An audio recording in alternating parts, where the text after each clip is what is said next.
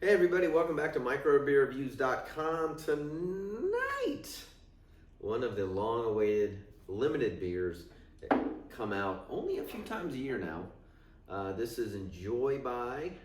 This is their 10/31/20. And what's cool, if you'll notice, the label is upside down. So if you flip it over like this, it looks right side up. And this is the 2020 Halloween version. I think they did a great job with the can, black and orange. It's got the stone signature on the front there. It says, "As always, leave no stone unturned." This beer's been out for years, and what they've done is change it up a lot recently. Sometimes it's unfiltered.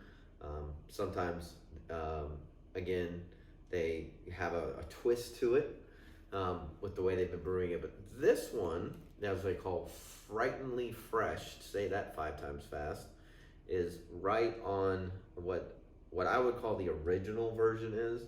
So the original version, I remember years ago, it only came in big 22-ounce bomber bottles.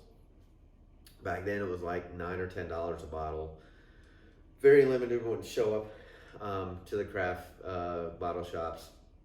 You were lucky if you could get a couple of them, and they were really, really good. They were oniony and dank, and they had this unbelievable hop characteristic that at that time, 6-7 years ago, didn't exist, or everyone was trying to figure out, and Stone figured it out first. The tagline, "Enjoy By," I think is brilliant on their part. So enjoy by this date. I will probably not have this uploaded most likely until after this date, October 31st, 2020. But nonetheless, drink this fresh. You have 90 days to drink it after they brew it, and that is where all this Enjoy By stuff comes from. So this year it's 90 IBUs, 9.4% ABVs.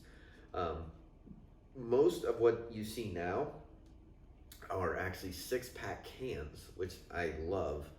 I think it was around $17 for the 6-pack, I think, which is a steal compared to what it was before. And again, this one is one of those that they're really trying to tout, for the Halloween season. So again, what they're trying to do here is give you a crazy hop rendition of a double IPA. So here's what's in it this year. You ready? It's got Nugget, Simcoe, Delta, Amarillo, Target, Cascade, Galaxy, Citra, Nelson Sauvin, Montauk, Helga, I believe they pronounce it, and Super Galena. Never heard of the last two.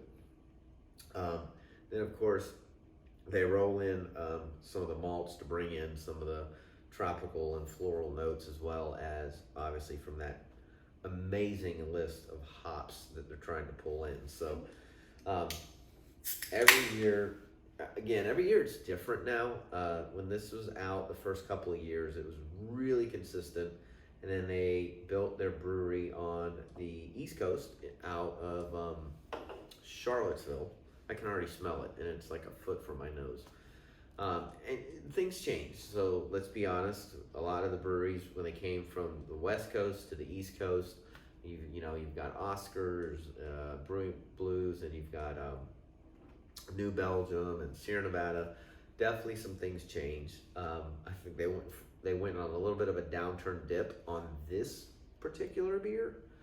However, I don't do this often, but I cheated, and I had one of these before I did the review, and this one's pretty much on point. So it's got a very filtered, slightly carbonated, yellowish with a little bit of an orange tint to it this year.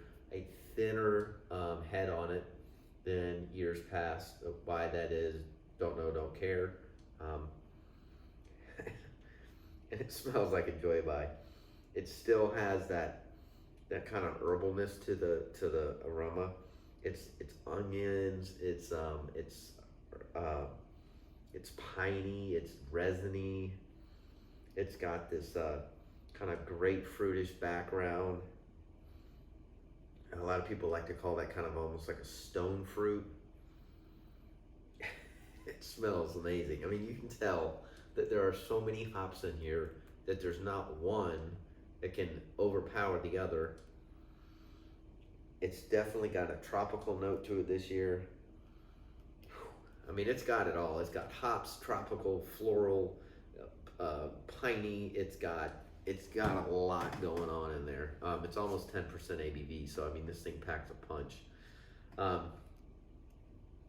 There's a little bit of a marketing thing here where they say, you know, it's not brewed to last.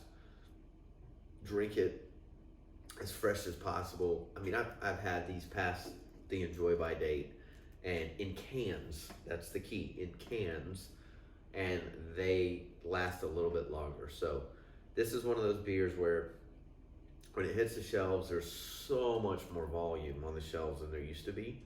But again, if you're approaching the date, I would not hinder you from buying this, because this one's a good one. So cheers. Let's get into the glass.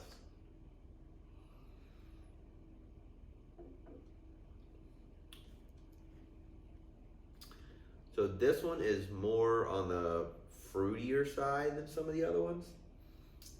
It's not nearly as herbally, and I keep using the word oniony and garlicky because I vividly remember one. It was probably 6 or 7 years ago.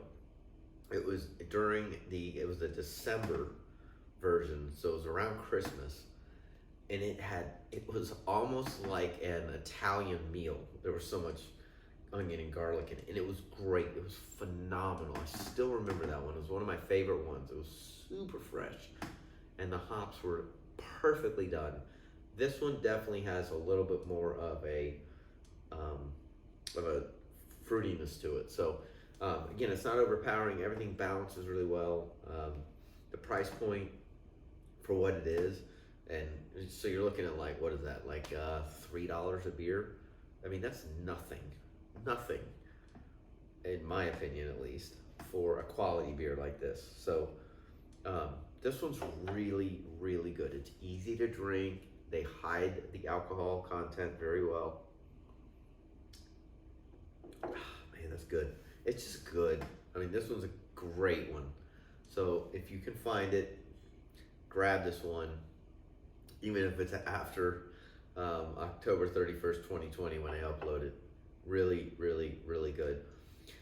I rate my beers between 1 and 5. I would give this darn near close to a 5. 4.5, 7.5. It's almost perfect. It's just balanced this year. I love the fact that it is filtered. I have not cared for the ones that are unfiltered. This one is really, really good. Leave comments down below if you've tried it. Don't forget to subscribe before you take off. Smash that like button, and as always, we'll see you again real soon.